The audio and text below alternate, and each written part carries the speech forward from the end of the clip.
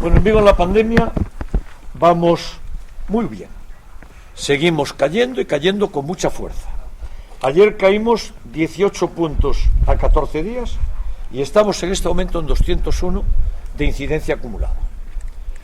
Fijaros que llegamos a estar allá arriba por los 700, ya estamos en 201.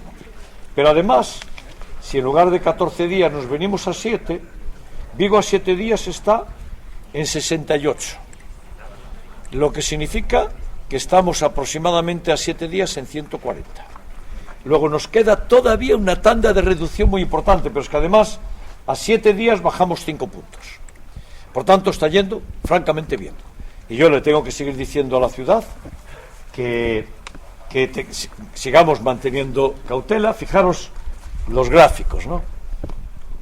Estamos aquí, Vigo está aquí abajo ya, Esto es Galicia, ¿vale? Estamos aquí, está viendo algunos repuntes, repuntó un poquito Orense, está repuntando Ferrol, repunta un poquito Coruña, Vigo sigue su caída franca, pero digámoslo también, son repuntes pequeños que se van a corregir enseguida, pero Vigo está ya aquí abajo, y por tanto estamos por debajo de la media de España, por debajo de la media de Galicia, y llevamos una buena evolución. Sabéis que en esto hay que sacar poco pecho.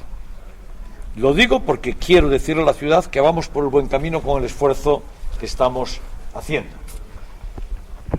Y segundo, me reitero en lo que le dije a la Xunta tantas veces, ¿verdad?